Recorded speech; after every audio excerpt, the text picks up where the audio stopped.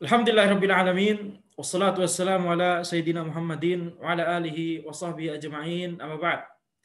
Qala al-muallifu rahimahullahu taala dalam kaidah yang ke-27 sabiatu wal ishrun al-muhtarazat fil Qur'an taqa'u fi kullil mawadi' fi ashaddil hajati ilaiha. Antisipasi dalam Al-Qur'an atau pencegahan dalam Al-Qur'an itu terjadi dalam setiap tempat yang membutuhkan, sangat membutuhkan terhadap antisipasi atau pencegahan tersebut.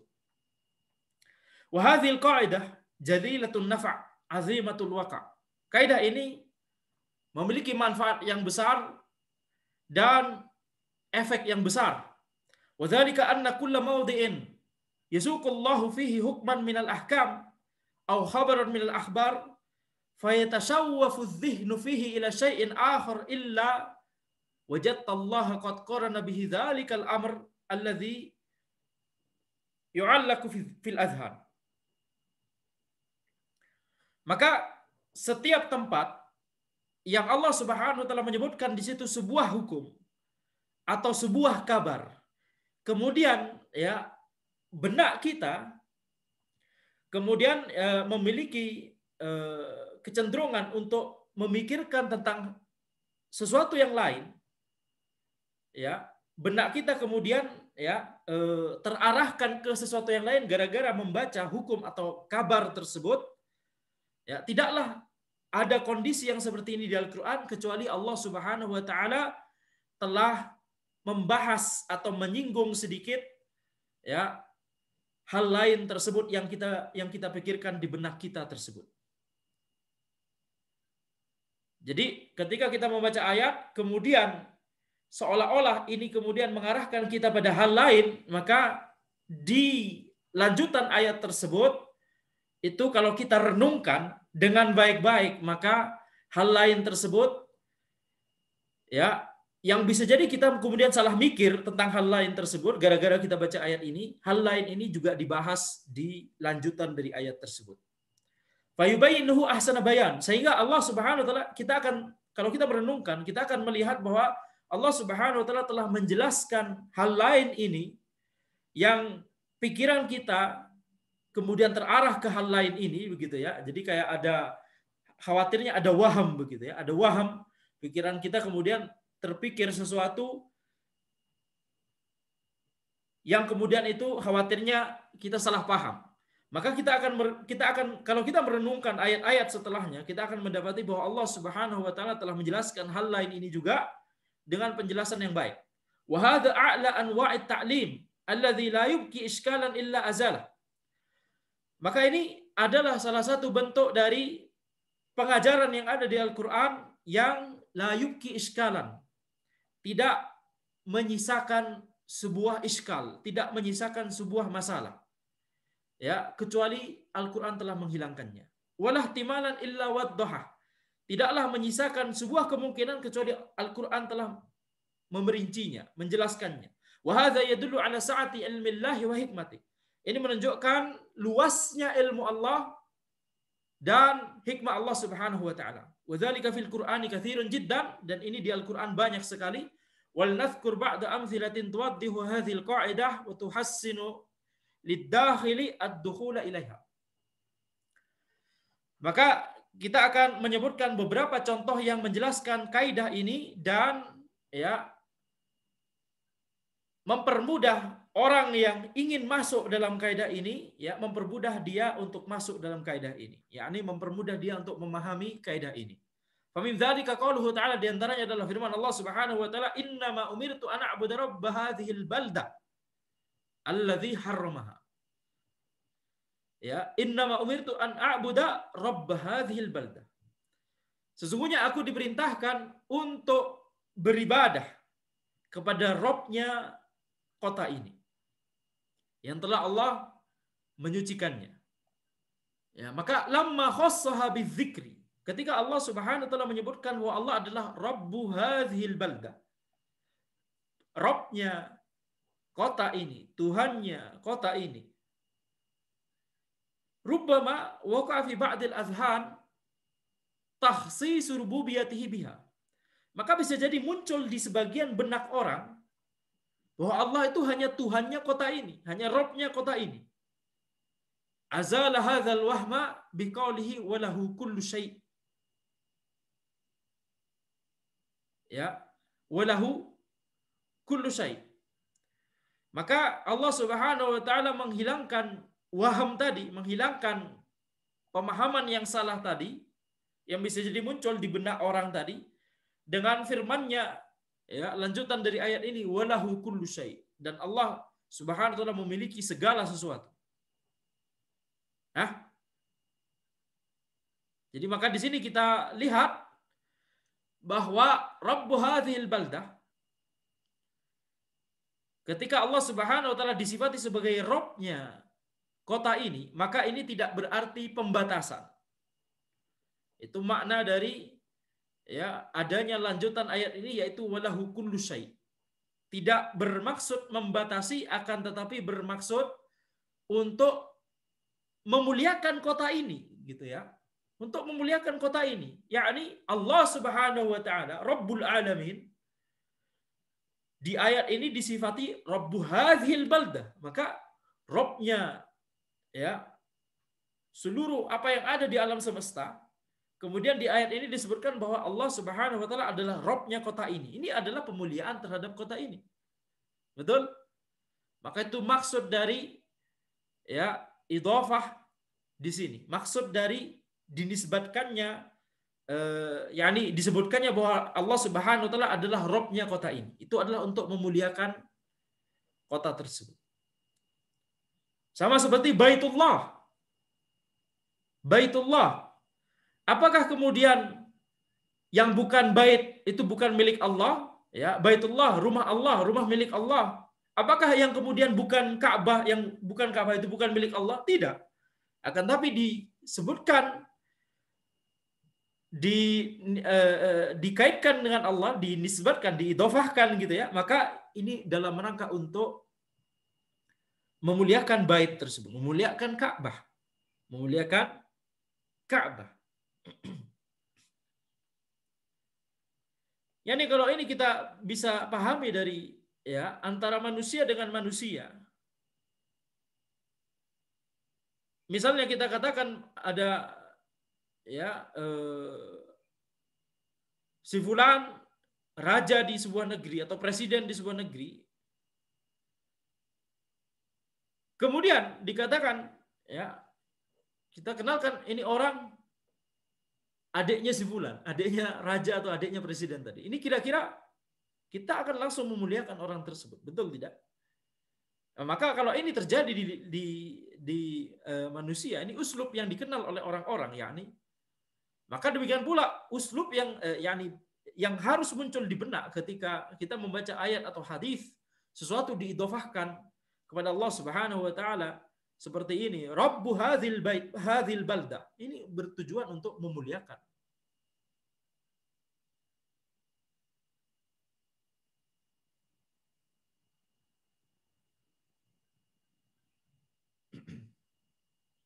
Maka demikian pula penisbatan ruh kepada Allah Subhanahu wa taala. Ruh itu berarti ruh, yakni ruh adalah salah satu dari ciptaan Allah Subhanahu wa taala, ya. Tapi dinisbatkan, diidhofahkan kepada Allah Subhanahu wa taala dalam rangka untuk memuliakannya.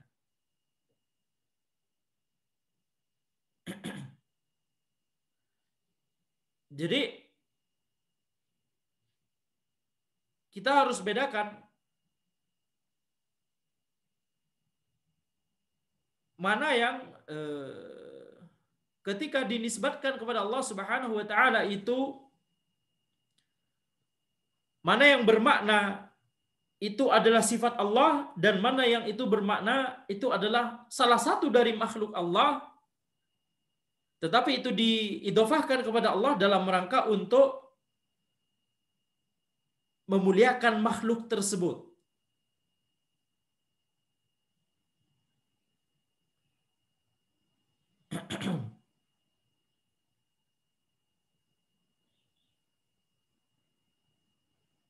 Jadi misalnya ketika seseorang berkata yadullah, Maka itu bermakna sifat tangan Allah Subhanahu wa taala.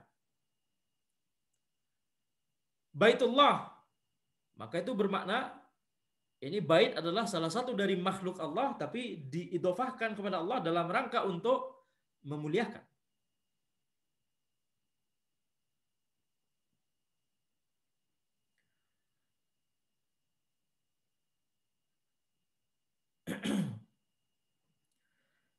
Maka itu mengapa ketika misalnya di Al-Qur'an disebutkan ruhum minhu, ya, atau Anda tidak ingat secara jelas ya syubhat dari orang-orang Nasoro. Akan tapi di antara syubhat mereka adalah penyebabnya adalah tidak bisa membedakan antara mana idhofah yang merupakan sifat Allah dan mana idhofah yang merupakan makhluk Allah Subhanahu wa taala tapi itu diidhofahkan dalam rangka untuk memuliakan. Ya, nanti Ana akan bahas insyaallah. Akan tapi di sini ketahuilah ada dua jenis idhofah. Yadullah, baitullah. Itu cara mengingatnya. Yadullah ini idhofah dalam rangka untuk menyebutkan sifat Allah Subhanahu wa taala. Sifat tangan Allah. Adapun baitullah itu makhluk. Bait itu makhluk. Ya, tetapi disebutkan seperti itu baitullah dalam rangka untuk memuliakan makhluk tersebut. Taib. Wa minha qauluhu ta'ala fala taku fi miryatin mimma ya'budu haula.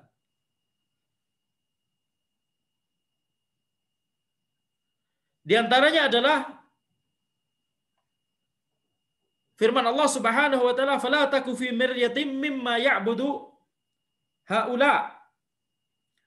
Maka di sini lamma kana qad yaqa'u fi dhihni annahum ala hujjatin wa burhan fa abana bi qawlihi ma ya'buduna illa kama ya'budu aba'uhum min qabl.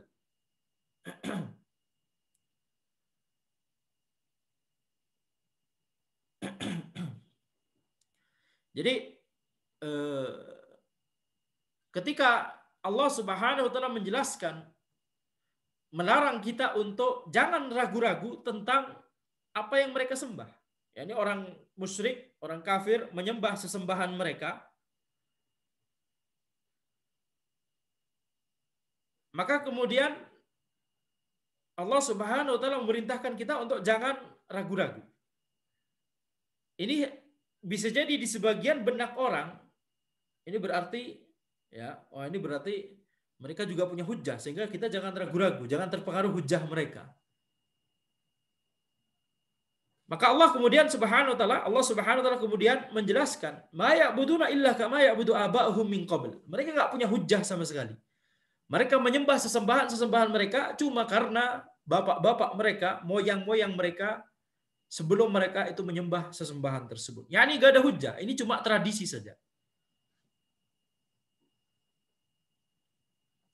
Maka di sini ya lihat bagaimana antisipasi yang ada di Al-Qur'an, pencegahan terhadap setiap waham dan syubhat yang ada di sebagian benak orang ketika mereka membaca beberapa ayat Al-Qur'an. Bisa jadi ada sebagian waham atau syubhat di benak sebagian orang. Maka di Al-Qur'an kalau kita merenungkan ya lanjutan ayatnya atau ayat-ayat setelahnya itu menutup waham-waham tersebut. Annahum dullal iktadaw bimithlihim thumma lamma kana qad yatawahhamul mutawahhim annahum fi tuma'ninah min qawlihim wa la yaqinin min madhhabihim wa rubbama tawahhama aidan annal alyaq alla tabsutu lahum ad-dunya ihtarza min dhalika biqawlihi wa inna la muwaffuhum nasibahum ghaira manqus. Yani mereka itu tidak menyembah kecuali apa yang disembah oleh moyang-moyang mereka. Sehingga kesimpulannya adalah annahum dullal, yani mereka itu sesat, gak punya hujjah sama sekali. Mereka itu hanya meneladani yang semisal mereka sebelumnya, yakni nenek moyang mereka. Kemudian ketika muncul di benak bahwa mereka itu tumakninah, mereka itu tenang dengan kesyirikan mereka, mereka yakin dengan ya ajaran mereka, Maka bisa jadi muncul waham juga di benak annal aliyat Allah tabsutulahumud dunya. yakni bahwa harusnya kalau mereka itu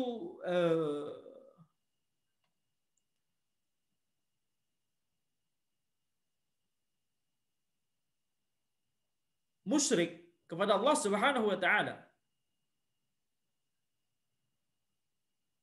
ya, harusnya kalau mereka itu musyrik. Jadi di sini ada dua waham sebenarnya. Waham yang pertama, mereka itu telah berbuat kesyirikan, kekufuran. Harusnya yang lebih tepat itu adalah jangan bukakan dunia untuk mereka. Betul tidak? Allah telah disekutukan. Harusnya mereka itu, bukankah harusnya mereka itu dibuat miskin? Kasarnya begitu ya. Dibuat sengsara. Bukankah mereka telah menyekutukan Allah Subhanahu wa taala? Maka Allah Subhanahu wa taala kemudian membuat antisipasi terhadap waham ini. Allah Subhanahu wa taala berfirman, sesungguhnya kami memberikan balasan kepada mereka, ya, nasibahum, balasan untuk mereka ghairu manqus, tidak dikurangi sedikit pun. Yani balasan apa? Balasan azab nanti kelak di akhirat. Jadi jangan khawatir. Di dunia bisa jadi mereka tetap mendapatkan kenikmatan, bahkan bisa jadi mereka jauh lebih kaya dari kaum muslimin. Tapi jangan khawatir. Wa inna la muwaffuhum nasibahum ghairu manqus. Balasan untuk mereka, porsi untuk mereka, nasibahum, itu tidak akan kami kurangi. Ini ajib ya.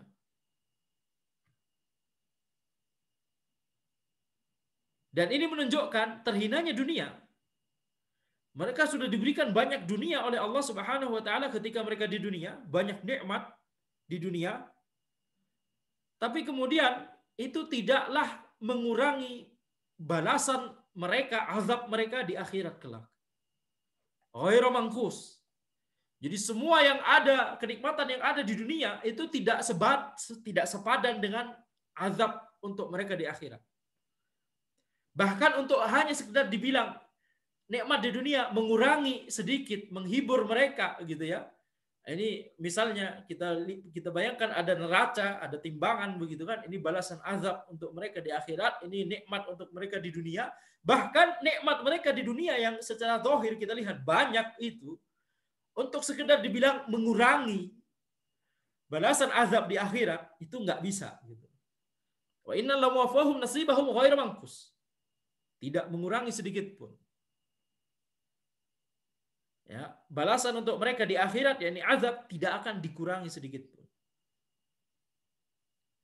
Dan ini tidak disebutkan di akhirat, tidak disebutkan. Balasan untuk mereka tidak dikurangi. Yakni maksudnya benar-benar seolah-olah, yakni dari ayat ini yang muncul di benak kita adalah bahkan nikmat mereka yang banyak sekali di dunia ini tidak bisa mengurangi. Hanya untuk sekedar dibilang mengurangi azab mereka, mengurangi hukuman untuk mereka, itu nggak bisa disebut seperti itu.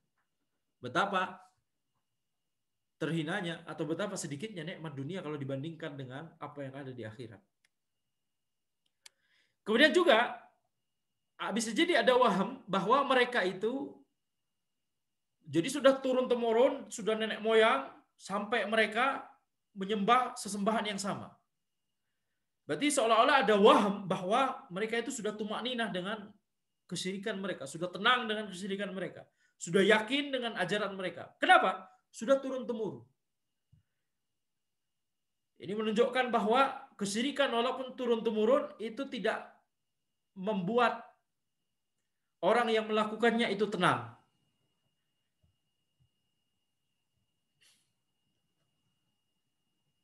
Tetapi ya, kita lihat kemudian Allah Subhanahu wa taala berfirman, wa innahum lafi syakkim minhu murib.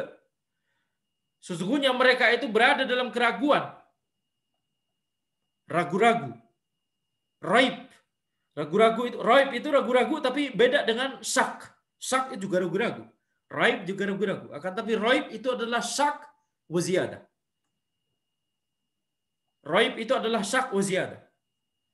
Ragu-ragu yang disertai dengan kegundahan hati dan kegalauan dan insecurity dan seterusnya gitu ya.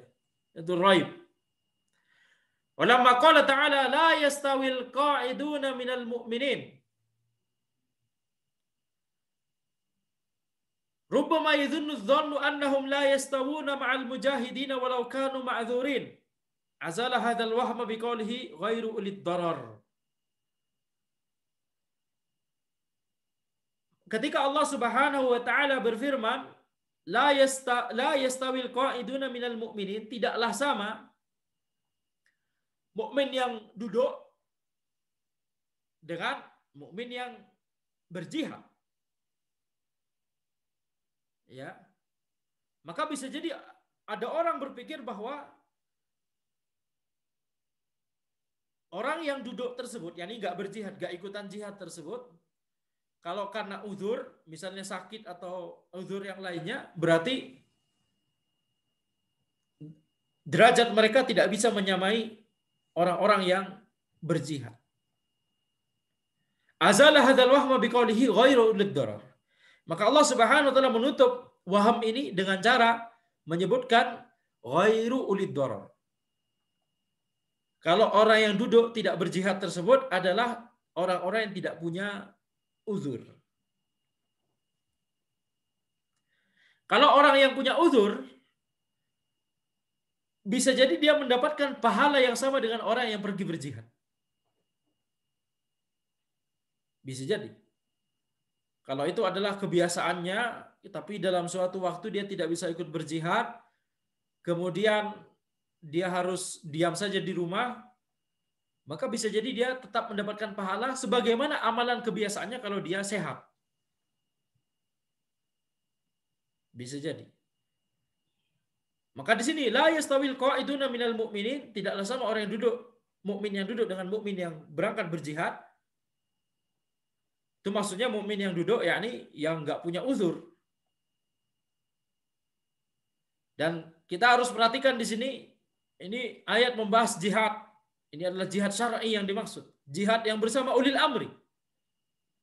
Bukan jihad gadungan bersama teroris. Semoga ini dipahami ya. Anda sudah berkali-kali menyebutkan tentang hal ini. Ini jihad syar'i. Setiap yang dibahas di ayat dan hadis, jihad itu maksudnya adalah jihad syar'i. Jihad yang bersama ulil amri.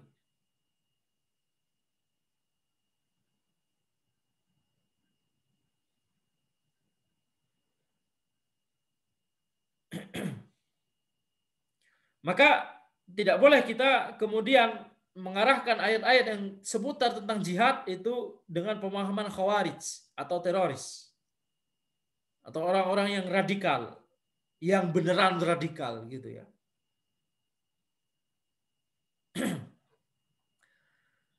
Warada fi nashatin lil kitab qala al muallif rahimahullah rubbama yadhunnu adh-dhannu annahum la yastawuna ma'al qa'idin was-shawab ma'al mujahidin badala ma'al qa'idin. Ya, Syekh Utsaimin kemudian menjelaskan bahwa di beberapa naskah dari kitab Al-Qawaidul Hisan karya Syekh Sa'di rahimahumullah ini, lafaz yang tertulis adalah bisa jadi ada orang yang berpikir bahwa mereka tidak sama, orang-orang yang duduk itu tidak sama dengan orang-orang yang duduk. Nah, ini salah. Harusnya tidak sama dengan orang-orang yang pergi berjihad. Wa kadzalika lamma qala ta'ala la yastawi minkum man anfaqa min qabli al-fathi wa qatal.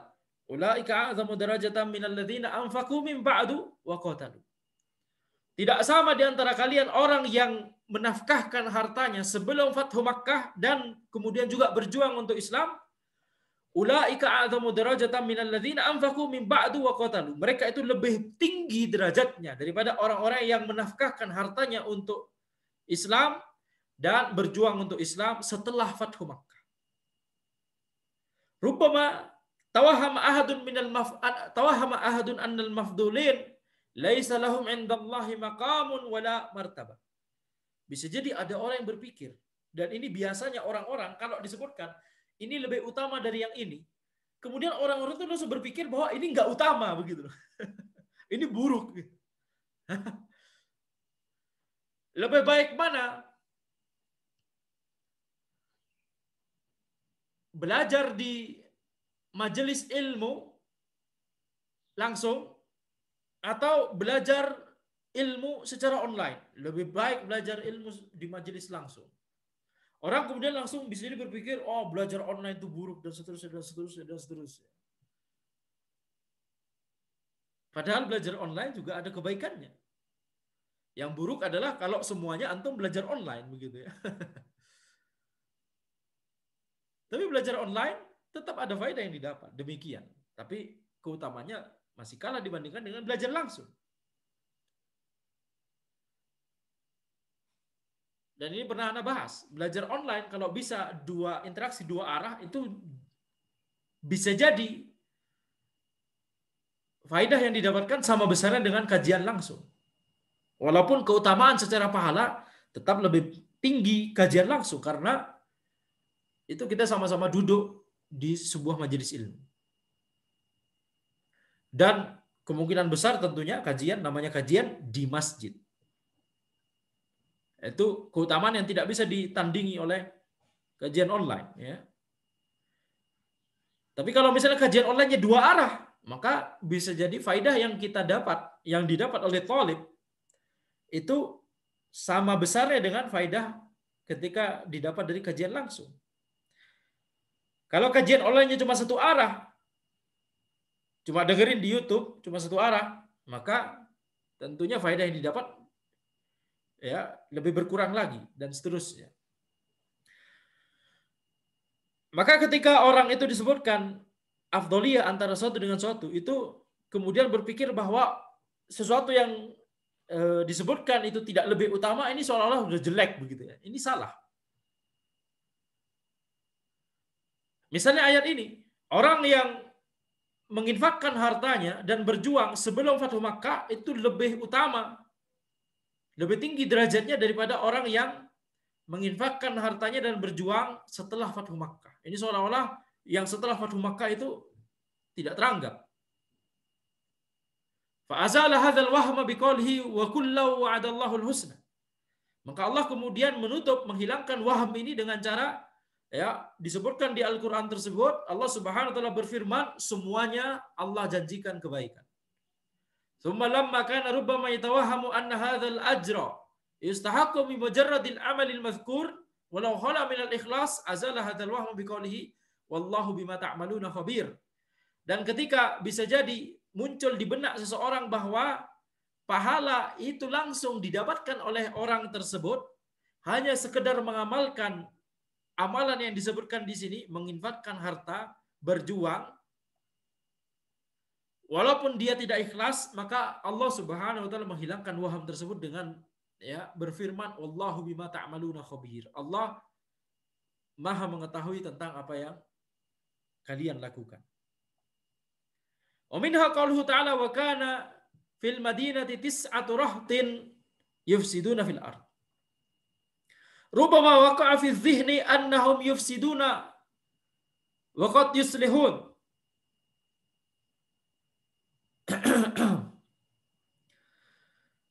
Ketika disebutkan di sebuah ayat bahwa Allah Subhanahu wa taala menyebutkan wa kana fil madinati, dan di sebuah kota itu ada 9 orang laki-laki yang membuat kerusakan di muka bumi. Maka bisa jadi ada muncul di benak bahwa mereka berbuat kerusakan dan juga mereka berbuat kebaikan gitu ya. Maka Allah Subhanahu wa taala menghilangkan waham ini dengan menyebutkan wala yuslihun, mereka tidak berbuat kebaikan sama sekali. Yakni la khaira fihim aslan. Ma'asyarrihimul azim. Mereka tidak memiliki kebaikan sama sekali ya, dan itu berbarengan dan itu disertai yang mereka lakukan justru adalah keburukan yang sangat besar. Maka di sini ya mungkin untuk ayat ini mungkin wahamnya mungkin agak jauh. Cuma penyebutan ayat ini penyebutan frase ini wala yuslihun ini benar-benar untuk menutup waham tersebut. Wa minha annahu qala fi iddati mawadi' wa la tusmi'u summa du'a. Orang yang tuli itu tidak mendengarkan panggilan. Rubbama yatawahhamu ahadun annahum wa illam yasma'u fa innahum yafhamuna al-isyarah. Maka bisa jadi muncul di benak seseorang bahwa walaupun mereka tidak mendengar, mereka bisa jadi memahami isyarat. Azala hadzal ihtimal biqaulihi idza wallaw mudbirin. Maka Allah Subhanahu wa taala menghilangkan kemungkinan ini dengan firman-Nya idza wallaw mudbirin. Mereka sudah berpaling. Yang namanya berpaling, fahadhi halatun la taqbalu sama'an wala ru'yatan litahsul al-isyarah. Orang yang namanya berpaling, membelakangi, mereka tidak bisa mendengar dan juga mereka tidak bisa melihat isyarat. Wa hadza nihayatul i'rad. Maka ini adalah berpaling yang benar-benar berpaling, kondisi berpaling yang paling maksimal. Wa minha qauluhu ta'ala walakinallaha yahdi may yasha. Akan tapi Allah memberikan hidayah kepada orang-orang yang dikehendaki, yang Allah kehendaki. Rubbama tawahhama ahadun anna hidayatahu taqau juzafan min ghairi sabab. Bisa jadi seseorang itu memiliki waham bahwa hidayah dari Allah Subhanahu wa taala itu terjadi secara acak, ya, secara random, yakni tanpa sebab. Bisa jadi Allah menghendaki yang ini atau menghendaki yang itu atau menghendaki yang itu secara acak. Bisa jadi orang akan berpikir demikian ketika membaca ayat ini. Azala hadza biqaulihi wa huwa a'lamu bil muhtadin. Allah kemudian menghilangkan waham ini dengan berfirman, Allah Subhanahu wa taala lebih mengetahui tentang orang-orang yang mendapatkan petunjuk. Ai biman yasluhu lil hidayati li zakaihi wa khairi. Yani Allah lebih mengetahui tentang orang-orang yang memang pantas untuk mendapatkan hidayah karena kesucian jiwa mereka dan kebaikan mereka. Mimman laisa kadzalik. Ya, dan Allah bisa mengetahui mana yang pantas untuk mendapatkan hidayah dan mana yang tidak pantas untuk mendapatkan hidayah tersebut. Fa abana anna hidayatahu tabi'atul li hikmatihi allati hiya wat'ul asya' mawadi'aha. Maka Allah menjelaskan bahwa hidayah dari Allah itu mengikuti hikmah dari Allah, mengikuti hikmah Allah, yaitu apa? Menempatkan sesuatu sesuai dengan tempatnya. Wa man kana hasanal fahmi wa man kana hasanal fahmi ra'a min hadzal naui syai'an katsiran. Orang-orang yang memiliki pemahaman yang bagus, maka dia akan bisa melihat ayat-ayat yang masuk dalam kaidah ini, ya, banyak sekali ayat-ayat tersebut. Ya, banyak sekali. Naam, sebagian ayat mungkin antum akan melihat nih wahamnya terlalu jauh. Itu bisa jadi karena antum tidak pernah kepikiran syubhat tersebut atau waham tersebut. Akan tapi kaidah ini sangat penting bagi orang-orang yang terkena syubhat karena mereka membaca ayat kemudian tidak berilmu tentang ayat tersebut.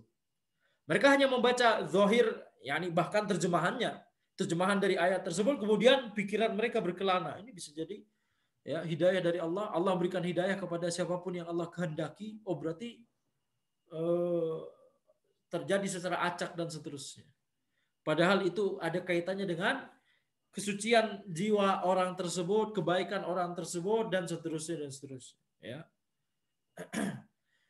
Kaidah ini baru bermanfaat kalau sebelumnya kita terpikir syubhat tersebut atau kita mendengar tentang sebuah syubhat, maka kita bisa menerapkan kaidah ini untuk membantah syubhat tersebut atau untuk menghilangkan syubhat yang ada di benak kita. Hadza wallahu alam. Subhanakallahumma wa bihamdika asyhadu an la ilaha illa anta astaghfiruka wa atubu ilaik.